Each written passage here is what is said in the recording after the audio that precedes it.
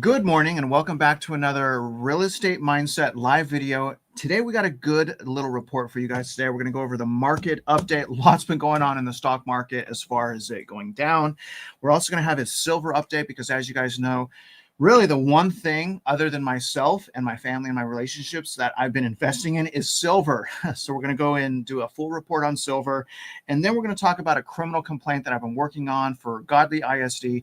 Really fun today. I want you guys to communicate. I'm going to try to put up as many comments from you guys as possible. You guys can see it's on your screen as well on the bottom right. Good morning, Monica. I saw you.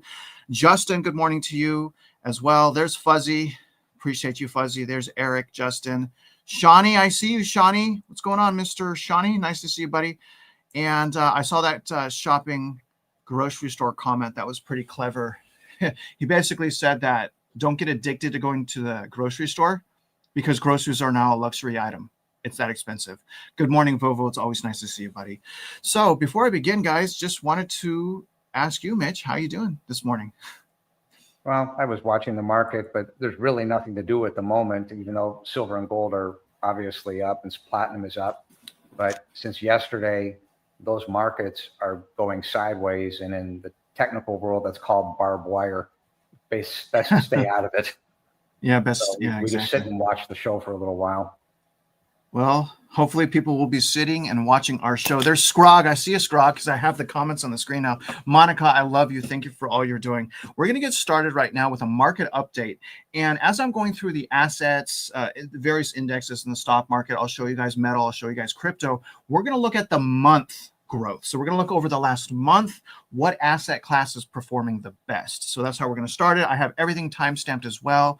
Let's get started for them right now, Mitch. And I'm going to actually adjust our picture here a little bit just so it's a little easier for everyone to see. We're going to start with the VIX, you guys, because the VIX is measuring volatility. It's supposed to be measuring volatility, but really, at least in my opinion here, the VIX is used as propaganda. It's a mechanism used for algorithms to buy and to sell. At least that's my overwhelming opinion, which is overwhelming. But the VIX right now down 5.81%. So still volatility on the downside with that type of swing. Hit 20 yesterday. It got up, and I want you guys to remember this year, this got up to $60. So this was triple what it was at right now. And I think that was April. Let me see real quick. Let me put this 1 year chart up and we'll see when it went up. But it went up to well above what it's at right now because the volatility is crazy. Yeah, right here. So in April.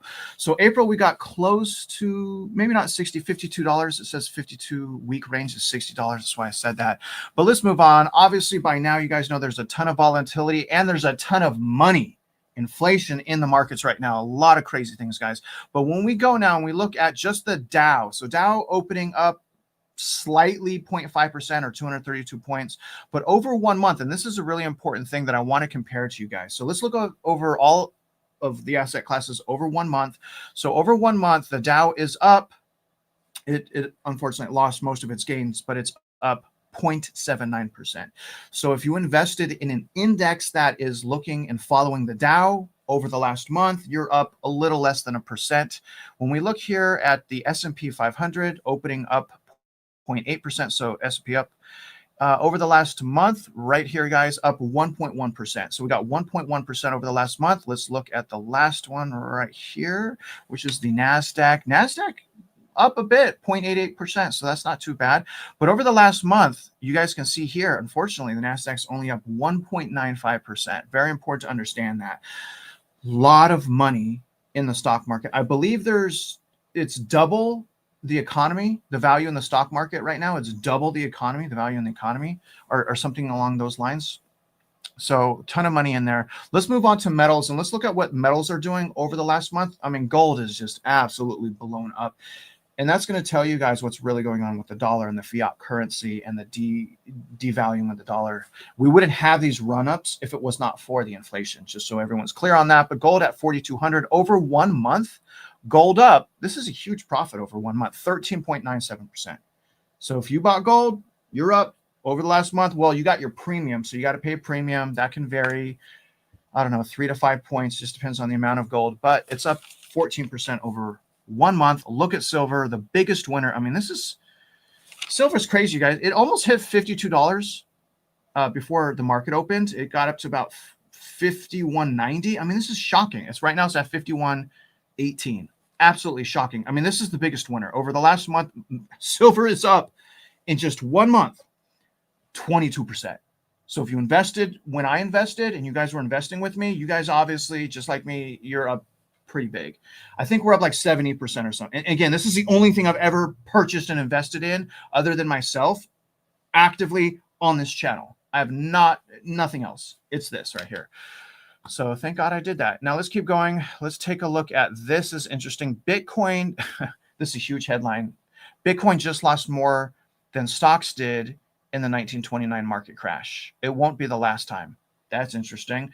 Also further demonstrating the volatility and uncertainty in crypto so far. A lot of changes going on in crypto. Not sure what's going to happen at the end of the day. XRP. Okay, XRP, if you have XRP, you took an absolute beating. And XRP over 1 month is down a lot. This is kind of shocking as well. It's down 17.48% over 1 month. Massive decline in crypto as far as XRP. Let's look at Bitcoin. Not as many losses in Bitcoin, down 2.45% over 1 month. So it's clear to see over at least the last month what did the best, which is metals. Now, obviously, crypto was doing good for pretty much the entire year until recently. Now, looking at the 10-year Treasury, almost under 4%, sitting at 4.01. Now, we look at the 10-year Treasury because it tracks residential mortgage rates. So if you want to know what's happening with the residential mortgage rates, just track the 10-year Treasury. About sideways right now. Probably not going to be a lot of movement with interest rates, as you guys can see right here. So interest rates still slightly above 6% as far as the FHA, which is the one I'm circling right now. So FHA is sitting at 6.03, while conventional is sitting at 6.31. And remember, you guys, really the only benefit of conventional, two main benefits. Number one is the perception of getting a conventional mortgage. Most sellers think that you're better qualified if you have an offer that you're submitting that has a conventional mortgage. So you have that premise, but also mortgage insurance. It could really just be boiled down to mortgage insurance if we compare apples to apples. So conventional mortgage insurance could possibly eventually go away unless you keep refinancing. So if you have a conventional, you keep refinancing, you just keep extending the clock. But it does go away at 20% down, or if you hit 22% of equity, it will automatically be removed. So that's just a quick market update. And I have a video teed up on the 10-year Treasury. But before I talk about that 10-year Treasury, Mitch, can you give us your thoughts on the market? Now, just so you guys, if you're just joining us, Mitch is kind of an expert when it comes to the stock market. You guys know I hate the stock market. And this is no offense to you, Mitch, because you know I already love you. I'll go help you move right now. You call me up. I'm there 4 hours. I'll help you move. I hate the stock market. And I hate anyone. I hate most of these people that are playing the stock market. I hate greed, corruption, and fraud. And in my opinion, and I'm so sorry, Mitch, but I wish we can get rid of the stock market and leveraging up debt and people using my house and other people's houses to create more debt. So I wish we can, but that doesn't mean that, that you can't make money in it. Right.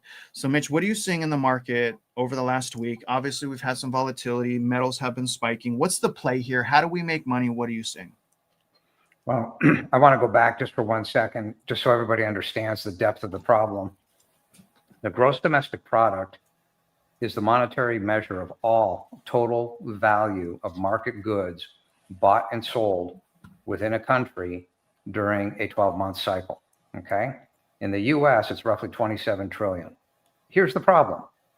The bond value outstanding in the United States is roughly 47 trillion. Do you see the problem? That's 74% larger. The bonds are 74% larger, give or take, than the gross domestic product.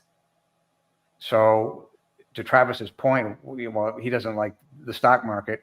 The stock market is a necessity. It always has been. It's existed in one form or another for 5,000 years. Goods are bought and sold and goods are financed. The problem is the over financialization of the underlying businesses themselves, including that of the school districts and via the central appraisal districts. This is all bond fraud. This is not going to get paid off. There are ways to fix it and ways to bring in the damage, but people who are smart need to get together and the states need to get together with the federal government. But the underlying point of this section of the conversation is that the bonds are 74% larger than the gross domestic product. We have a problem. And then how to invest in it? Well, again, if you know how to trade, you really don't care what's going on as long as you're in and out and you're able to read the charts. It really is about the technicals. And then if you look at it on a longer term basis and say, well, I want to buy real estate, that's fine if you're buying it at a discount. But if you're paying market value, you're dead man walking. You're done. You're bankrupt. You just don't know it. You're going to flush your investors' money down the drain. And we're seeing that happen. The amount of transactions that are coming across my desk, I looked at it yesterday, 173 properties rolled through here yesterday. Now, most of it's garbage, granted. But the point of the matter is 60 days ago, probably 120. So now they've switched into what's called REO, which is real estate owned. They're starting to admit, yeah, the banks took it back and now we're selling it. And I have information on 100 lots that were bought with houses on them, not finished. But that entire package was put together at 10 cents on the dollar. So if you're an investor in that, you're going to be fine. You're going to do well. But to go in at market value, face value in today's world on a 5 cap, you're done. You've got negative leverage. You just don't know it. You're toast.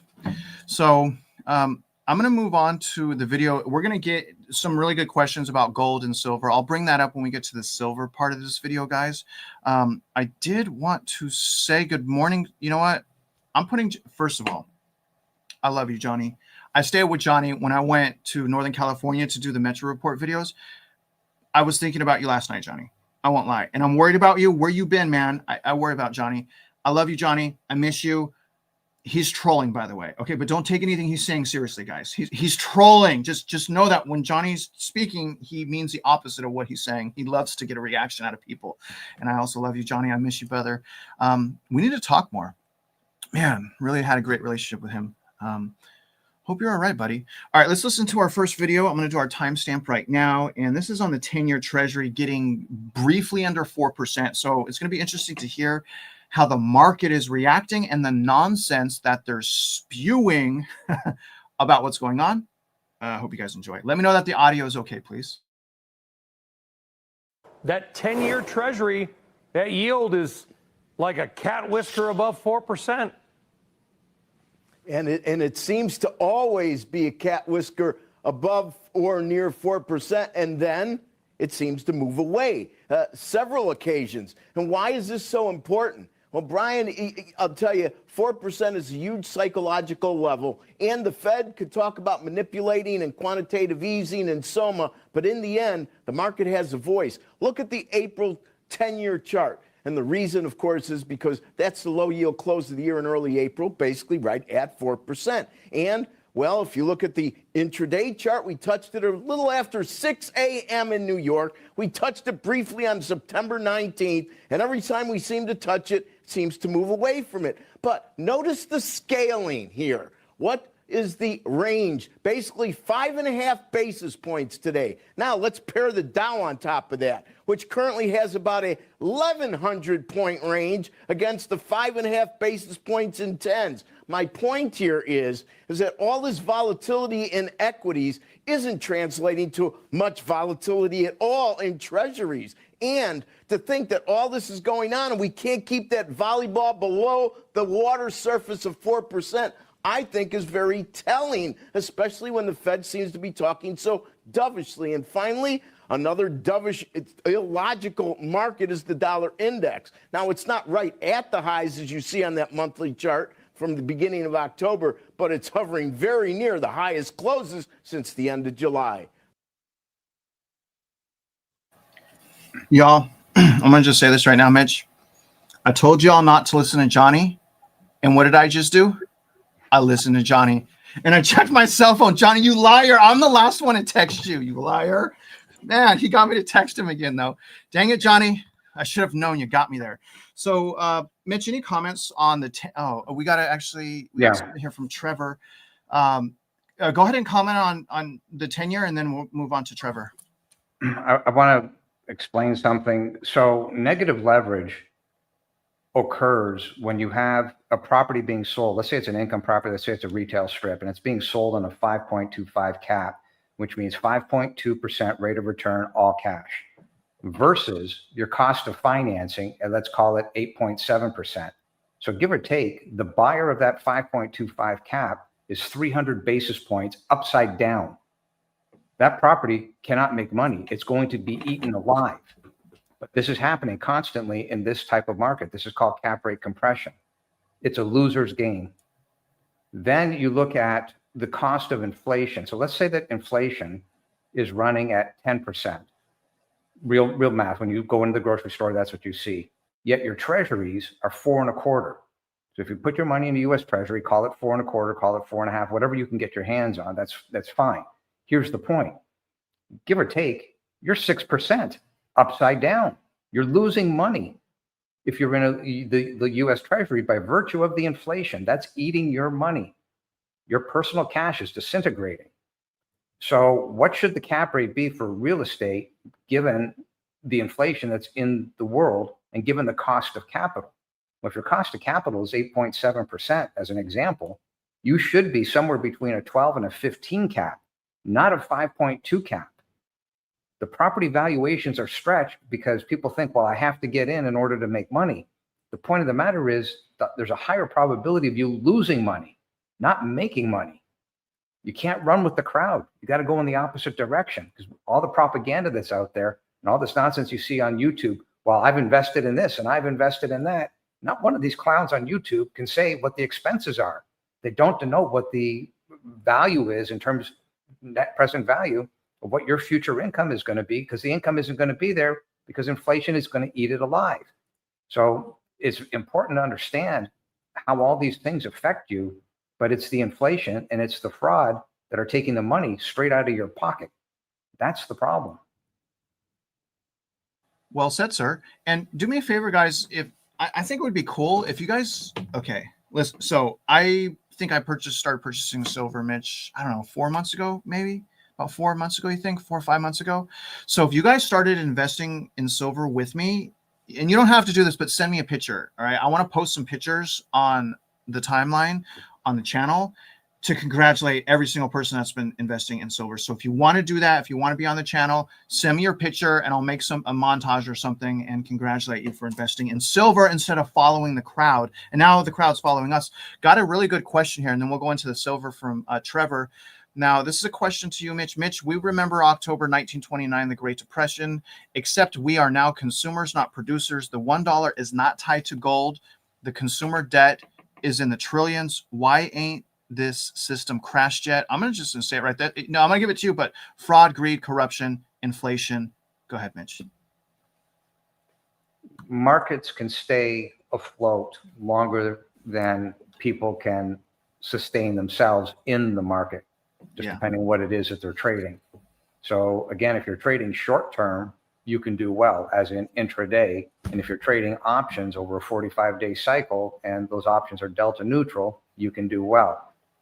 Globally speaking, why hasn't this crashed? It's on its way. And you're seeing the ramifications of that starting to occur. When you get down days, like what happened on Friday, that wiped out massive amounts of money for those who were invested in those crypto coins, they're gone. All those investors got wiped out. They had one spike down and it finished them off. That's what markets do, right? The idea of the market is to knock the other player out. That's what the way that the markets are, the stock market.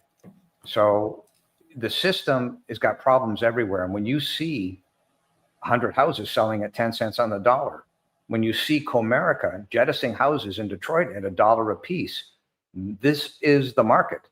It's just not necessarily what you see in the stock market. So there's cracks in the armor everywhere, but those cracks are all related to fraud.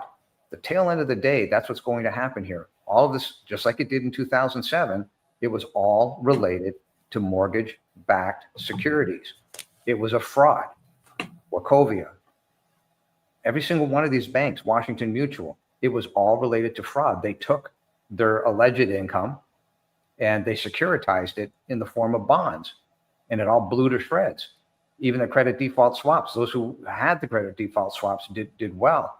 But in today's world, if you've got credit default swaps and this stuff, what in the world makes you think it's going to get paid off? This is systemic fraud. This is systemic moral hazard. That's what they have created. So on one hand, that's the reason why they keep pumping the fraud, is because they're afraid of the ramifications. except that's a fool's errand, because when the truth is known, the system will blow apart. The school districts, they deserve to be shut down. They deserve to be put into bankruptcy and then rebuilt with no access to the bond market ever again. What they have done is criminal, straight up. We've got the evidence, we're showing it. But that's the answer to your question. Why hasn't it crashed? The cracks are already in the armor. You're starting to see it. Unfortunately, we probably will end up in a really bad day like we had in 2008, and that's what's going to happen. And we'll talk about silver, but let me ask you this. Can you articulate, Mitch, the impact of the bank term funding program on prices? Because remember, for the viewers, at the second half of 2022 into February of 2023, we had mathematical deflation happening in the economy, specifically in the housing market. Then we had bank runs. Remember the bank runs? Then the Fed comes in, creates a bank term funding program, allows lenders to trade in troubled assets, I guess, for face market value of assets. Absolutely shocking that they allowed that. Can you explain what that did to put, basically how that created a floor for prices? It didn't. It's temporary. So the bank term funding program is just another form. Remember what I said, the Federal Reserve has levers, and they can pull all these different levers. Well, the bank term funding program is just a fancy term for quantitative easing.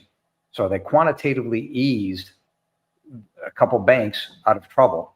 And one they let go, and then they take what's called the bad bank, and they jettison the bad bank into one pocket, and then they take the portion of that same bank, the good side of the bank, and they sell it off to another bank. It's the exact same thing that they did in 2008. It's history repeating itself. They just put a different name on it. It is quantitative easing. So what they're selectively doing is picking who they want to win and who they want to lose in order to shape up their narrative, which is, we're here for you, mom and pop. We're the government. We're here to help. We're going to protect these depositors. But when you get in under the hood and you find out who the depositors were, yeah, they're not protecting the depositors. They're protecting themselves. So all this stuff paints a picture, which is, we, the government, are here to help. But as I've said, this problem caused by the school districts is bigger than the state governments. This problem, although our math shows 5.1 trillion, I know that math is extremely light because it's based on what we can see, not based on what we can't see. We can't see the 313 agreements and the mechanisms of financing and the off-balance sheet financing and the energy contracts and all this other nonsense under the hood. So the 5.1 trillion, let's say that, okay, fine, that's real. But 5.1 trillion as compared to the 37 trillion in US national debt, it seems small, but this problem, if left to fester by virtue of the rule of 72 and where we are today, there is no money to pay for this. It's over. So again, dead man walking. It's just a question of, will the governments, state and federal, sit down at the table and recognize this and put, to your point, Travis, put a floor on it and put a ceiling on it and say, we're going to segment off this fraud with the idea of returning some of the principal to those people who invested in the bonds. But as far as mom and pop are concerned and the real estate property owners, the real estate taxes must be repealed in favor of the uniform state sales tax, because there is no other way out of this. This is reality. We've run the math. Nobody in all this time has been able to give us a single other method to install, because nobody has a counter to the math that we've put forward. So it's a huge, complex problem, only made complex by virtue of the fraud. Mitch, I have thank you, sir. Great answer. And thank you, Trevor, as well. Austin, thank you for a super chat as well. I definitely appreciate that support, brother. So from Austin, Mitch, he's asking basically for you to look at this property. He's saying, hello, gentlemen. Mitch, please look at 141 Willoughby Street in Brooklyn. Yeah, so I have that up on the screen. It's an office building completed in 2020 that has been vacant since it was completed. Now there are reports that they wish to convert to residential. Please share your opinion. Now, first thing though, Mitch, where's the parking? Right? That's what you taught me so far. It's like, hey, where's that parking at? Right? So here's the facility right here. Okay. I know you want to see the math, right? But it's a new building. I already know it. Yeah. Why don't you share your opinion on it, on just briefly what you think of this building and whether or not you would invest in it with the limited information that you have? The problem with converting these buildings, as a matter of fact, I was just reading this morning, there's a very large company that put together a $3 billion lending portfolio to loan on the conversion of office buildings. This is on one hand, it really is a sucker's game, because people don't understand that the ability to convert a building is simply based on a mathematical model, which is what are the bay depths necessary to convert that building to condo or multifamily. And there's a pair of buildings that are stunning, unbelievably opulent, and it's in Colorado. And I was offered those buildings by the bank that was in the process of taking them back. We looked at those buildings. They're the duplicate of the Bass Brothers buildings in downtown Fort Worth, and 385,000 feet. Bottom line is the floor plates were so large, the buildings couldn't be converted to multifamily. So what do you really have? Well, you've got demolition material, reasonably new, 385,000 square foot demolition material. And they also had a parking problem. So one of the parking facilities was off-site, not on-site. And as far as I'm concerned with multifamily, and yes, I realize this is Brooklyn, and yeah, I know that they've got all sorts of parking problems. Everything's walking distance, super high density. But if you're a multifamily builder, there's nothing more important than that parking. And I don't care where you are. You've got hotels literally in Manhattan, 5 in the last year, that are being torn down because even as a hotel, they couldn't park them. They have become functionally obsolescent. The land in these 5 hotels that I'm referencing in downtown Manhattan, the land became worth more than the buildings, and the buildings weren't that old. Well, you're looking at this exact same thing here. So if somebody who's the original investor, they put this shell up, let's say they never finished the inside of the building, and if the bay depths can be swapped to multifamily, and your windows might have to be changed, that's a whole other issue. But there's problems in converting these buildings. This stuff it's not easy. And we've done it. We've taken industrial buildings and converted them. We've taken retail and converted them. We understand it. But job one, which Travis did hit on, is parking. If you can't park your residents at least at a minimum of 1.67 spaces per unit, you've got nothing. You just simply walk away. Thank you, Mitch. And Austin, thank you so much for that support. I hope that answered your question. That was a heck of an opinion. And I called at least a little bit, which is just the parking, right? I don't see any There's a little parking sign right there. That's about it. They may have it underground. It may be there, but if it's not insufficient capacity, because it is Brooklyn, you got the same problem in New York, right? Anything that's high density, they've done it for years. They try to skirt the mass of how are you going to park your residents. So they say, well, we'll give you 1 parking space per unit. That's not enough. It's never enough, Mitch. You just got to love what you have and stop wanting more. Isn't that right?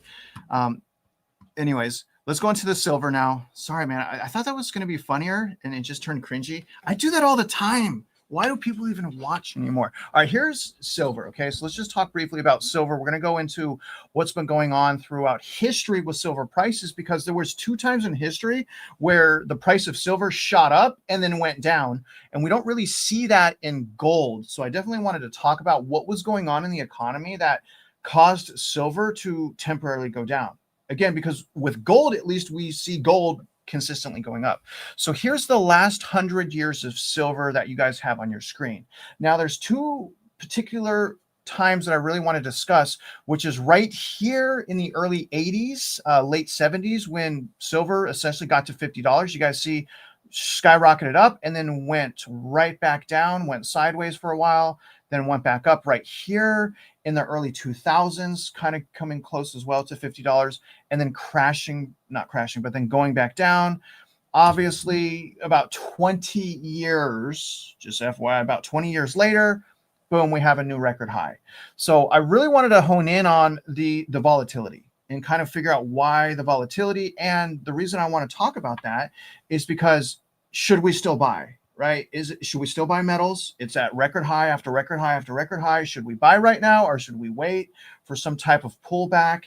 So that's the premise of this. Now, The first thing I want to talk about is this really broke out what was going on per decade. So this is going over 1925 to 1935. So it's in decade every 10 years. And it's notating from 1925 to 1934, that 10-year period, silver lost 30.4%. And then in the next decade, 35 to 44, it lost 6.2%. So that's actually pretty significant loss. And then 1985 to 1994, again, 23%. So I'm pretty sure most people don't want to hold on to an investment for 10 years just to get their money back, right? That's not why we invest. We want to make money when we invest. We don't want to wait 10 years and then maybe make some money. So it's important to understand what was happening. Now, the first thing here, so the first 2 decades, 1925 to 1944, okay? Massive drop in silver right there. Now, according to this is a century of silver from 1925 to present. So the first drop, okay, is contributed to a demonetization error. So they're saying, again, pre-1935, it was a demonetization error, and that impacted silver substantially. And then number 2, government stockpiling error. Okay, cool. And then number 3, you guys see here, 1964 to 1980, silver boom, kind of like what we're having right now. But number 4, you guys see from 1980 to 2001, which was a pullback, and it took about 20 years, right? And that's what we want to avoid. We don't want to wait 20 years. We want the price just to go up. But they're saying, this article is pointing out, during that period of time, there was a price suppression. And then number 5, which is 2001 to present, a renewed investment. So according to this article, it's now time to buy silver again. And according to this article, the reason why silver decreased in the first place was essentially suppression and manipulation from our government and from the powers that be. So Mitch, if we can, let's talk now about why it is you, and there's many others, right? But why specifically you think that silver and gold has a lot more room to go up. Can you explain and articulate that to the viewers?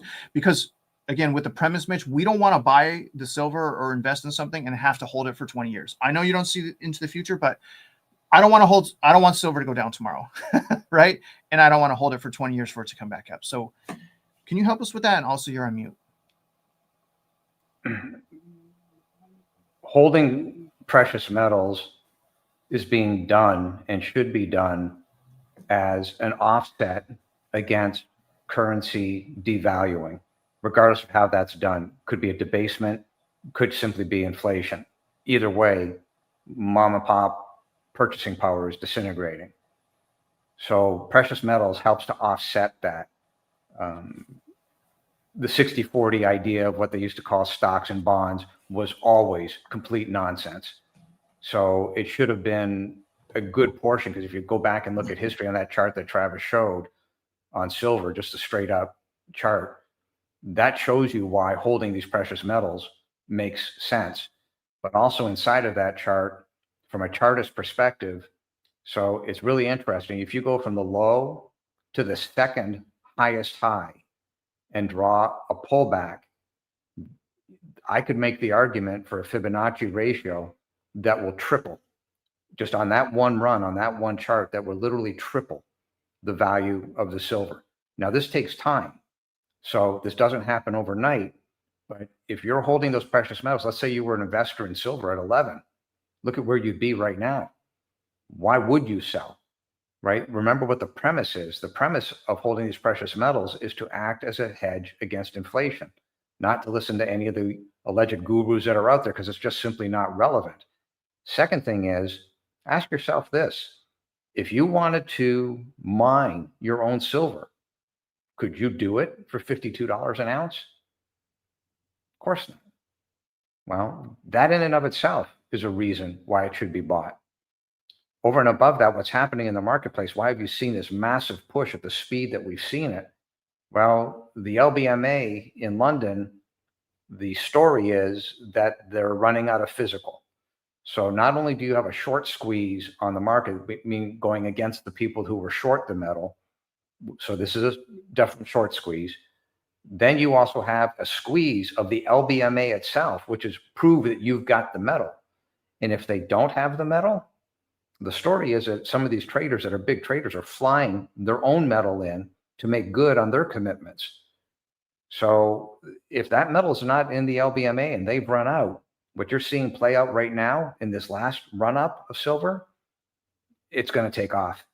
Now, nobody knows exactly what's going to happen, but when the LBMA doesn't have the silver, that's the definition of, okay, what do the ETFs have in their possession? Those ETFs that claim to have physical, do they? Or do they have paper chasing paper? If it's paper chasing paper, yeah, those who have the silver are going to win in a very large manner. I wonder Go ahead. Go ahead. Well, No, I was go going to say, I wonder what the viewers think, right? What's more probable, they paper chasing paper, or they actually still have the collateral, right? It seems more probable it's paper chasing paper, because that's why we're in this, horrible mess right here.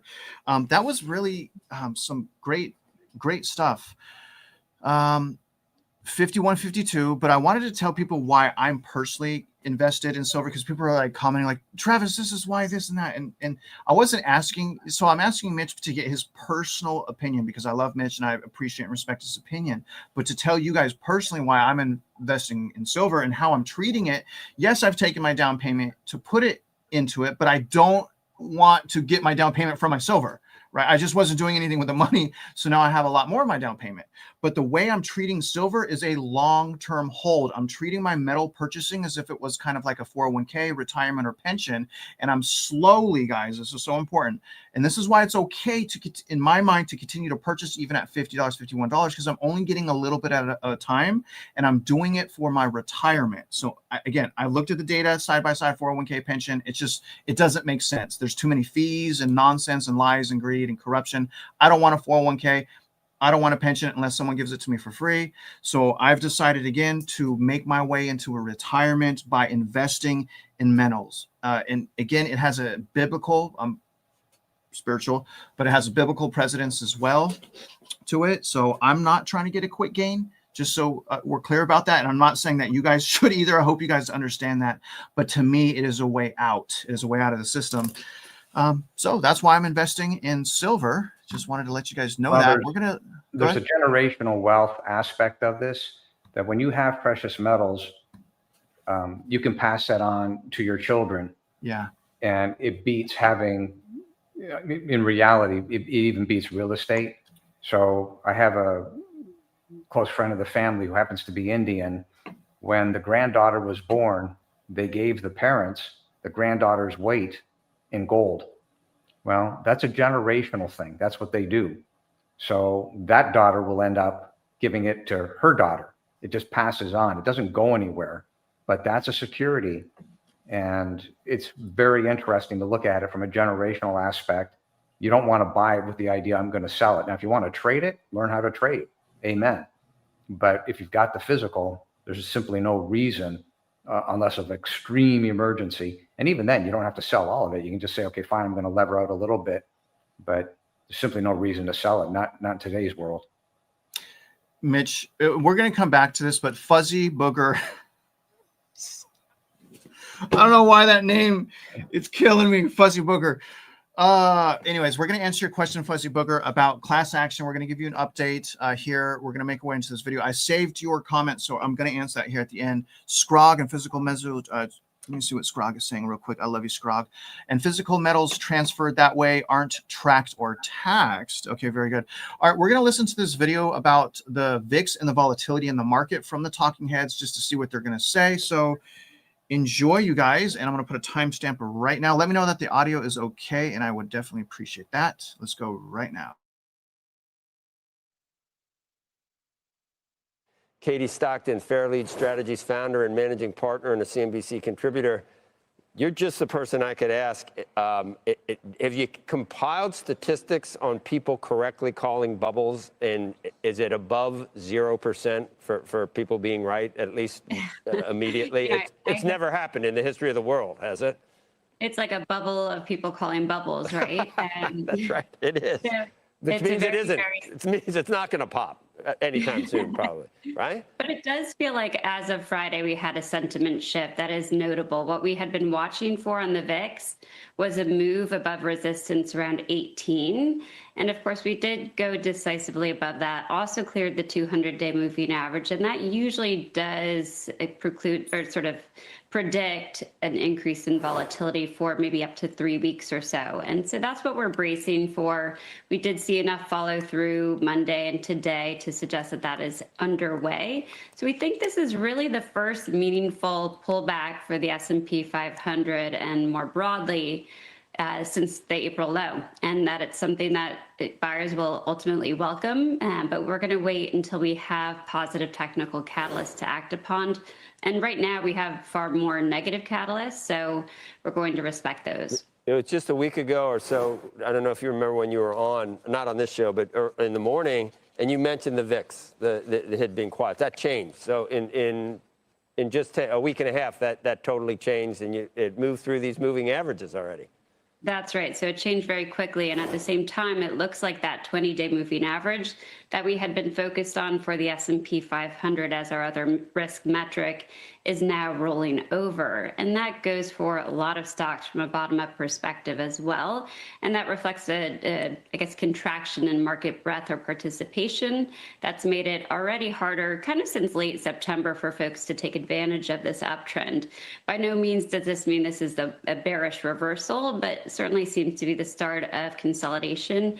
And if we reference the DeMark indicators, we'd had sell signals arise on the weekly charts, again, since the first time since the April low was established. So for me, that would suggest that this could be actually somewhat prolonged, maybe in the nature of 8-9 weeks. And that's out of line with positive seasonal influences, which really tend to manifest themselves in November. And yet we didn't have the normal seasonals in August, September, early October either. So maybe it's just different this year. But we don't really have enough time. I can't believe you're thinking below 4 on the 10-year, and gold is going to keep moving. Just give me about 10 seconds on that, Kate. Yeah, I guess you say yes to both.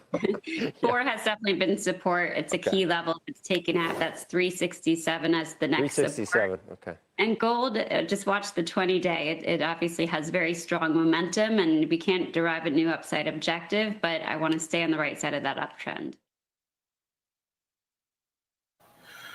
All righty, and I have to get Mitch out of here in 18 minutes, so I'm going to try to hurry through this next segment. But Mitch, first, do you want to comment on what those talking heads were saying? And be nice or not, but preferably be nice. Well, she was talking specifically about the Dow, the indexes, right? The Dow, the S&P, NASDAQ. And she's being very moderated in her speech, which is fine. But the reality is, the stock market is not just the indexes. The indexes are at the top. But when you start looking at all the individual companies, you can look at the crypto coins for that matter, as to what happened on Friday, that's not a minor rollover. That's a major shift. And yes, it could have been President Trump's comment about China and the tariffs that kicked it off. But what did it kick off? The comment really kicked off the algorithms, the trading computers. And that's why you have this massive downdraft. So the point of the matter is, again, if you can learn how to trade, then you understand what these cycles are. And I do appreciate the fact that she was being very moderated in her speech pattern, because who's to say that, now we're looking at an update today. If we have an update tomorrow, we stand a chance of actually collecting back most of this downdraft. So it's the computers, and the algorithms that people are trading against. It doesn't make sense to be pounding the table and say the whole sky is falling, when in reality it's not.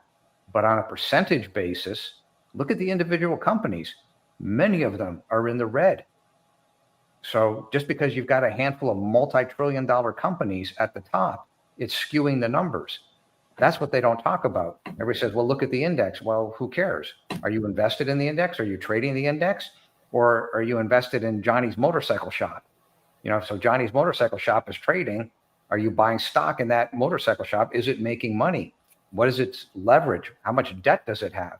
These are the questions that have to be asked, not all the stuff that's being promoted on CNBC, because it's all generic. You got to get to the truth. You got to get to the bottom line to figure out what's going on. Yep.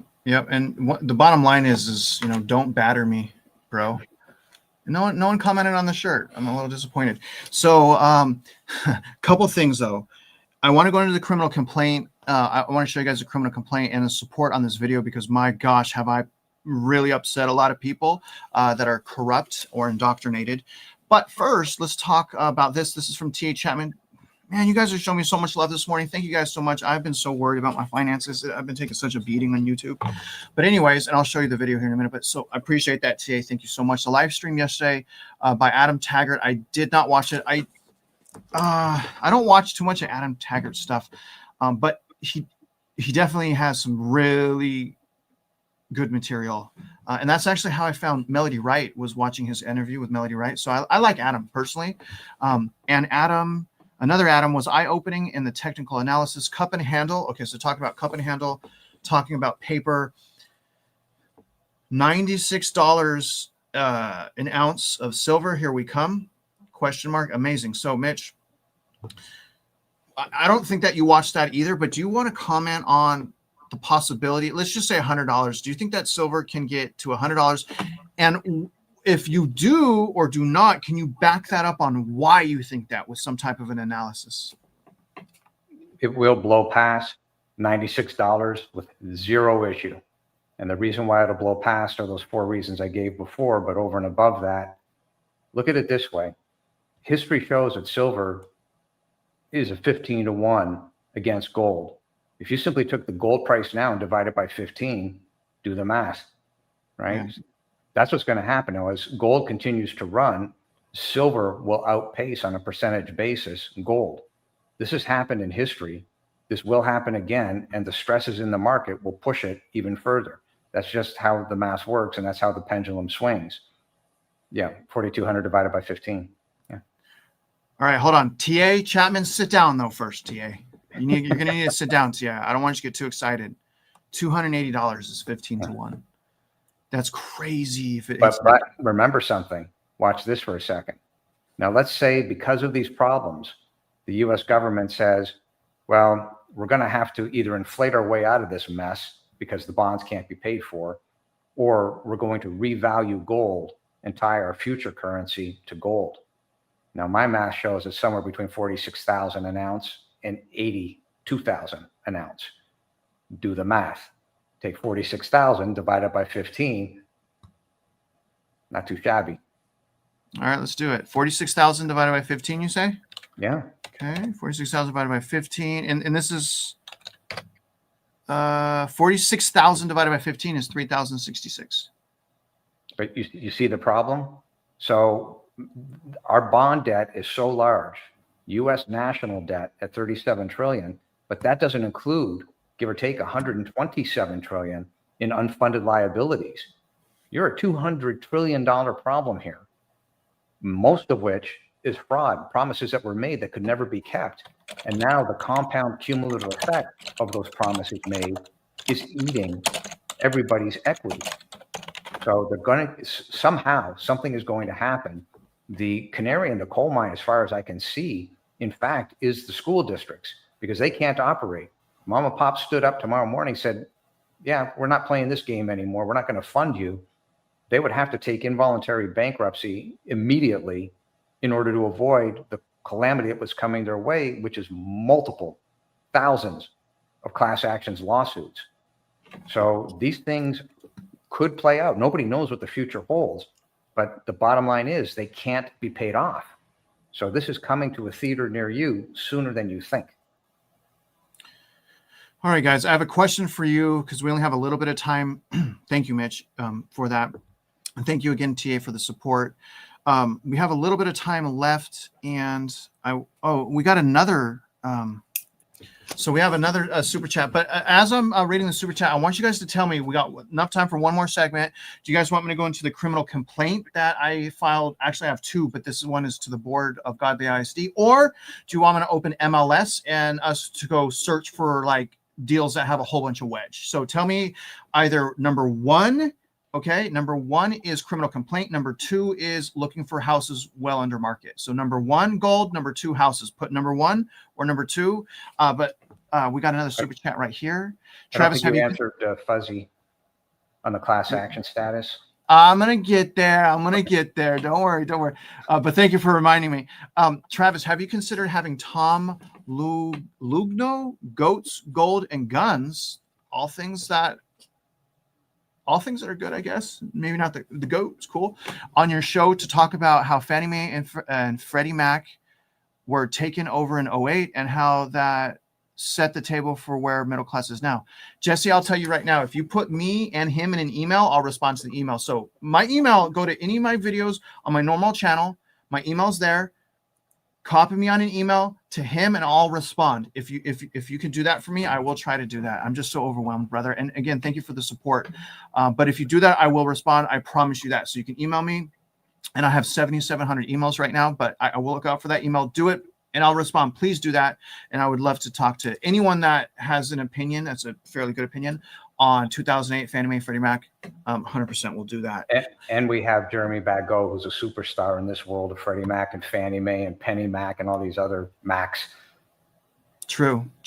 All right, let's see. Okay, so 1 was criminal complaint. 2 was the housing market. Let's see what we got. We got a 1, another 1, another 1, another 1. We got a 2. Criminal complaint. We got a 2. Number 1, number 1, number 1. Okay, it looks number 1, number 2.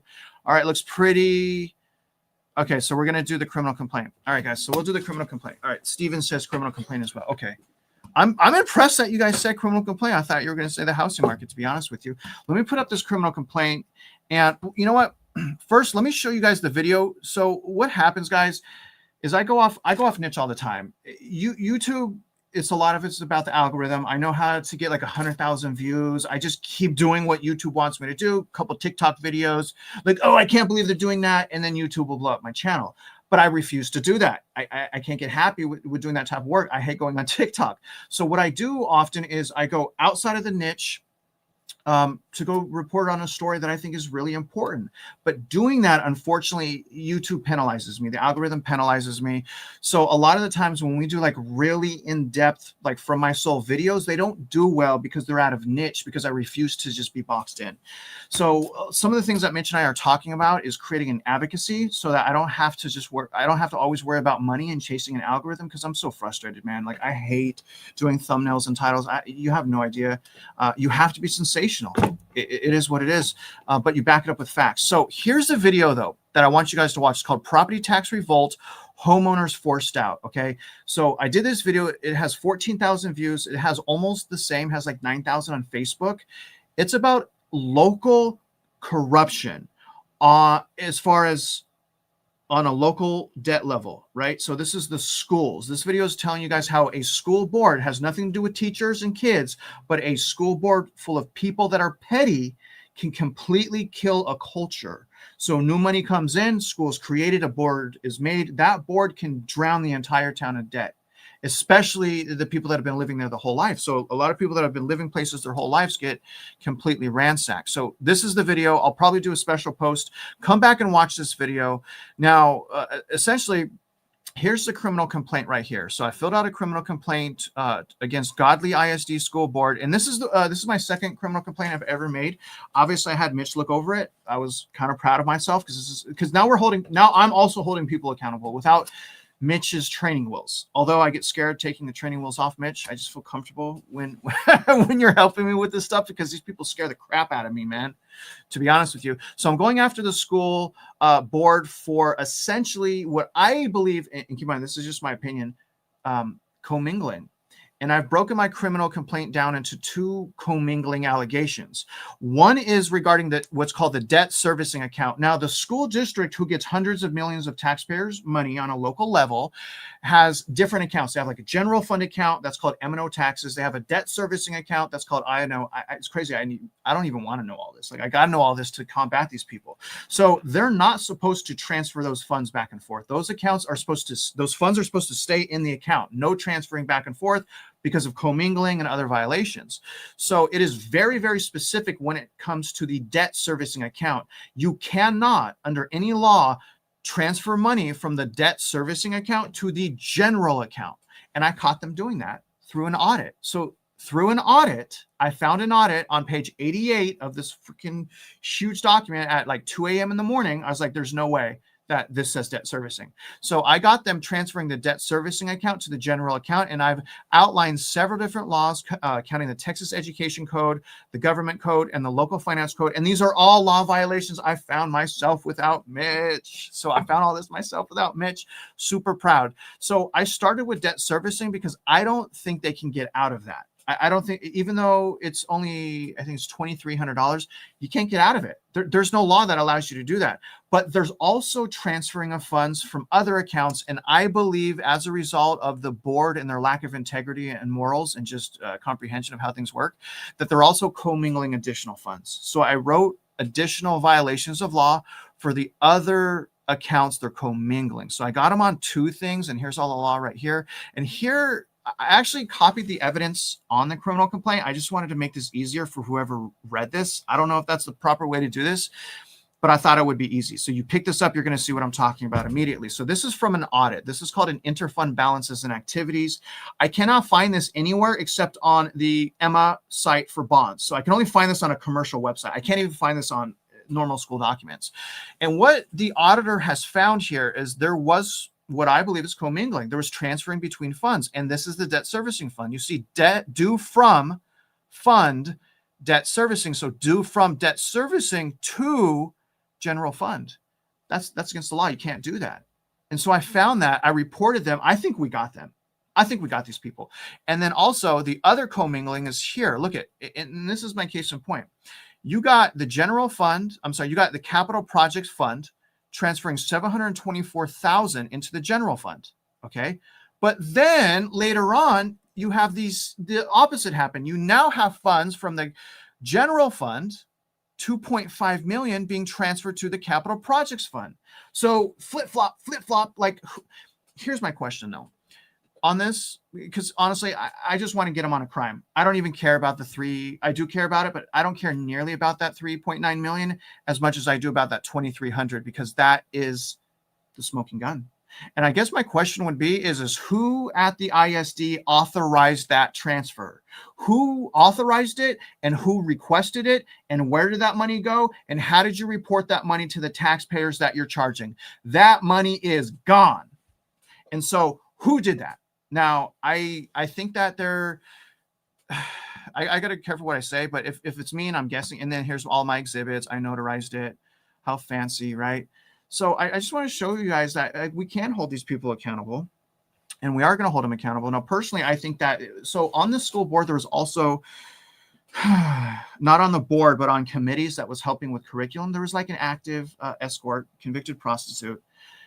In the same year, so in the same year that transfer occurred, so obviously my first question was, did you pay that money to the escort, right? That would be one of my first questions. And if you didn't pay that money to the escort, prove it. Where'd the money go then? Prove you didn't pay that to an escort, right? When there's smoke, there's usually a fire. And so I'll do a post on that today, you guys. I could use your support. That is in Godly, Texas. If you're in Godly, show some support to someone named Kayla, who's on the board. If you guys watch that video, you're going to see a school board pick on another member of the school board. Basically, everyone's ganging up against this one person who's stepping up for taxpayers. So she's an absolute hero. And I would love each and every one of us to start stepping up on a local level as well. And in order to really combat these people, you just got to know some basics. And we have all the courses to do that. So you want to know property taxes, all the problems with that. We have the courses, we have the curriculum. Please use it. So anyways, I want to pull up this from Fuzzy Booger, Mitch. All right. And we're going to answer Fuzzy Boogers. Oh, I got another super chat from Joe. Thank you so much, Joe. I'm going to get to you 1 second, Joe. This is really important. Mitch has to go soon. Mitch, can you give the viewers an update on advocacy, class action, and lawsuit? Yes, and coincidentally, it ties right into your comments on Kayla, what you just said. So that video with Kayla is crucial because that is called video testimony. And Kayla is you. What she is fighting and the method that she is fighting is exactly why honest mom and pops need to take over these school district boards, and they need to take over these CADs, and why these board members that all signed an oath of office need to be prosecuted. the pattern and practice of what's happening is not just Godly. It is not just Frisco, Denton. It's everywhere. I was on the phone this weekend with an attorney out of Los Angeles who's faced it himself personally. These problems exist. The theft, the fraud exists. It's all real. It's quantifiable. And they can't shove it under the table anymore because the truth of the matter is the debts can't be paid. The outstanding fraudulent bonds cannot be paid off. So what's really happened here, and I'm going to tie this in, the circular argument is that the school districts have created for the banks a fraud that the banks are perpetrating. So let's think this through for a second. The bigger the debt load via the fraud, the bigger the bond interest carry, and the bigger the exposure direct to the banks who made loans on the houses and then foreclosed on those houses. So expanding upon that issue means that the banks have foreclosed on houses based on fraudulent documentation from the central appraisal districts. That means the attorneys whose clients have been foreclosed upon should file suit against the banks for damages. You'll see where this is going in a second. The banks are using the legal process to perpetrate a fraud. Think it through. They made the loan. They depend on what this CAD says. Well, this is the value. We're going to foreclose on this tax lien. Well, so what has the bank done? They're perpetrating a fraud. Well, we can teach the attorneys because attorneys are notoriously bad at math and don't quite understand this whole process. We're now in a position where we can do litigation support and teach these attorneys what's necessary to file thousands of class action lawsuits across the United States. And that is what will be necessary. And we're working on that process now to get all that done, but this is where we're headed. Well, so it turns out that if you have all these class action lawsuits, the courts themselves in these states could get jammed up very quickly, which means this has to go federal in order to be solved, in order for restitution to be paid for these people who have been damaged. So we'll end up doing litigation support, but I want to point everybody back to a handful of documents that makes all of this pattern and practice so crystal clear. The amicus brief that was filed with the Supreme Court for the state of Texas, the scope of work document that I produced for Godly, for the JCAD, Johnson Central Appraisal District, to use to hire an auditor to start backing into all this. That document is a piece of work, but every CAD and frankly, every school district, when you've got these types of problems, you know you've got it, we've got the scope of work that can walk you through this very quickly to tell you what to go get, what to look for to prove it up in your own organization. Kayla's video testimony is fantastic because it lays the groundwork and proves to mom and pop she's on the front line and this is what's happening to her. It's her against the entire board, and it's the board that has violated dozens of laws. And I took it upon myself to send over to the district attorney in Johnson County. By the way, district attorney, here's the dozens of laws that they've violated. It's irrefutable. Right. Track it down. Yeah. Add that to the scope of work. Add that to the upcoming trial brief. The trial brief I'm working on now is for the Denton case that we hope will be remanded back to the lower courts. But that document's 437 pages with over 1,100 links to evidentiary documents. The pattern and practice is irrefutable. It's happening everywhere. That's why Kayla's video is so important. Okay, so I know we're stretched a little bit. I'm going to answer this one because this goes to your point. I can't believe this is up on the board because been talking about this for like 3 days. But I got this one, and then I have one more super chat, and we got to get out of here. I'm so sorry, Mitch. This is from Mr. Raz. Ask the ISD to get a forensic audit, right? Oh, a forensic accountant for you. So here's why literally Mitch just said what he just said. And this is what we learned by analyzing these official statements for these Emma bonds. The auditors are just like the rating agencies and do not pick up fraud. Auditors are only looking at fraudulent data. they're not going under the hood deep enough to pick one property and say, hey, how did this property get overvalued by 300%? They're not doing that. They're taking all the fraudulent data and seeing if they can find fraud. So forensic audits, from what I am seeing here, only allows the fraud to continue. The forensic audits are not going underneath the hood enough to pick up fraud that just happened in Johnson County Appraisal District. They did get a forensic audit, and they did not do that audit correctly, and it did not pick up any fraud, despite us handing them individual properties. So if I was there and I was doing an audit, the first thing I'm doing is going to all the properties that are overvalued. And then I'll just work backwards. Pretty simple. And then I'm going into the log to see who's changing this stuff, right? So who accessed this comp, who manipulated the data, and then we go like that. But they don't do that. And so those don't work. And so we will be doing, as Mitch was saying, litigation support and advocacy. My God, there's just so much we're trying to do. So I handle that one, Mitch. I know. Well, I know. I'm gonna let you, but let me read this one to wrap it both up, because I know I gotta get you out of here. I'm so sorry. This is super chats. I know you're chomping at the bit. I knew you would, but I answered that pretty well. But answer this together, and we'll get out of here. Minnesota has unearthed so much fraud so far. They aren't even to the ISD yet. So they're going to city budget, finding fraud. At what point does a state have to file bankruptcy? Because my reps can't seem to wrap their minds around that. That is such an important point, because we've been saying, Mitch, and you have especially, they're all bankrupt. So at what point do they file the bankruptcy? And then go ahead and get us out of here if you want to just sum all that information up. Just to be clear, it's my understanding that JCAD did not hire a forensic auditor as in a certified fraud examiner. That is the requirement in the scope of work that I wrote for JCAD. And this is part of the problem. So all these school districts say by law, they're required to have an audit. Turns out they're just hiring accountants and calling it an audit. It's not an audit. It's not a certified fraud examiner audit. You've got to get in under the hood and look at the computer logs. The computer logs are there. To Travis's point, we could walk into these central appraisal districts and in 2 hours show you exactly who did what and how. It's in the computer logs. And if they monkeyed with the computer logs, it goes straight to jail. It's tampering with government property. So there are answers to all of this, but the system is designed in such that, well, you have all these people that are on these boards that literally are as dumb as rocks, violating dozens of laws. And they just say, well, we're doing this for the children. When in fact, they're not doing it for the children, because the latest bond raises, not 10 cents is going to any child. It's going to cover off the prior bond fraud in the form of the compound cumulative interest.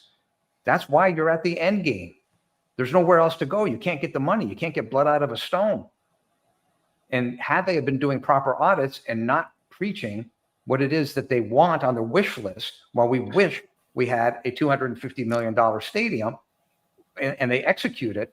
But when there's only 2,000 people, houses in the community, and it turns out you got $400,000 in outstanding fraudulent school district bond debt per house, $343,000, such as the case of Argyle, Texas, it can't be paid for.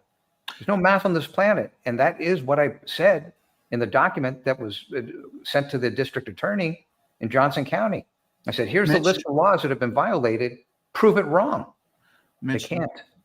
Let me just add something, and then I want you to go into the bankruptcy. But another thing that has been really frustrating me about the school districts is, well, the propaganda, teacher, children, but the police. It seems the police officers have a special relationship with the ISD superintendent. It's almost like they're treating the superintendent of the school district like their boss. So you can't get proper enforcement or protection to even stand up to these school boards. Can you go into the bankruptcy problems now, and how a state would actually bankrupt either a city or a school or some type of taxing entity? The laws in the states, just depending on what state it is, they vary, but generally speaking, the bankruptcy laws do not. So what would happen is a mom and pop, with the help of an attorney, could literally file a school district into involuntary bankruptcy. Now, the judges would say, well, we're not going to allow that to happen. And the state will come in and say, well, we have the bond guarantee program, et cetera, et cetera. But as we have proven, the bond guarantee program in Texas is a spit in the ocean. It cannot plug this hole. As far as we can tell, there's about $606 billion in outstanding fraudulent school district bond debt in the state of Texas. The Texas Bond Guarantee Program, give or take, is around $57 billion. It is a spit in the ocean. Now, it gets even worse in that there was a school district here in Texas that did go bankrupt, and the bond guarantee program wasn't used to plug the hole. They let it go. So that begs the question, why does the program even exist, et cetera, et cetera? The point of the matter is that that problem is replicating itself, yes, in Minnesota, but it's everywhere. It's in Los Angeles. It's in the Palisades. I've been on the phone with Elaine Colodi a few weeks ago concerning the Palisades. There's no words to describe how bad the situation is. You got 5,900 buildings that burnt, 19 building permits reissued, school districts gone. Now they want to rebuild. So they go to the taxpayers and say, yeah, you don't have a house here, but pay us the taxes anyway. And oh, by the way, we're increasing the taxes because we got to replace these schools. And no mention of the word insurance on any of this. Why do the schools not have insurance? And if they didn't have insurance, sorry, sue everybody in sight, joint and severally liable. And that's where all this is going to come down. Mom and pop are going to have to start filing these class action lawsuits. And part of these class action lawsuits that we will help the attorneys get through, we'll set it all up for them. But these class action lawsuits are going to have to go after these individual people, joint and severally liable, not just the schools. You're on the board. You got an oath. You signed an oath. You own it. You've been told that the laws are being broken. It's clear. We've been pounding on this. There's other people that are pounding on it across the United States using our information. That's all good. But mom and pop are going to have to stand up, and these school districts are going to have to be put into involuntary bankruptcy and or conservatorship, and never, ever again be allowed to get access to the bond market. And that would include the states themselves for what they've done here. This is going to come unwound. I don't know when, but it's going to happen fairly quickly because mom and pop don't have the money. You cannot keep bankrupting mom and pop and keep equity stripping and think that everything is fine and that people are just simply going to roll over and take it. They're not. In other words, you guys, we got a lot more work to do. I feel like we always got a lot more work to do. And we work a lot, but we got a lot more work to do. We're going to keep you guys updated the entire time. And we're going to move to just continuing to help and continuing to evolve what we have going on here. And I wanted to tell you guys, each and every one of you, thank you so much for the support. Thank you for joining us on this live. Trevor, I know you asked when our next live is. It should be Saturday. We're going to try to do 1 to 2 lives per week, one on Saturday, one on either Tuesday or Wednesday. It just depends on what's going on. We don't want to just do a live, but we do want to talk to you guys and tell you what's going on. So that's really why we're doing the lives. Doing too many can actually hurt the channel. Mitch is always like, are you sure you want to do it? I'm like, yes, I want to do a live so that we could talk to all these great people. And thank you so much for talking to us, guys. I'm going to get you out of here. Don't forget, no one cares about the investments that you're making like you care about the investments you're making. And what I mean to say by that is trust no one. And if you do trust, verify. And how do you verify? Do the math. And other than that, guys, if you're out there investing in real estate, you guys already know we wish you luck and we hope you win.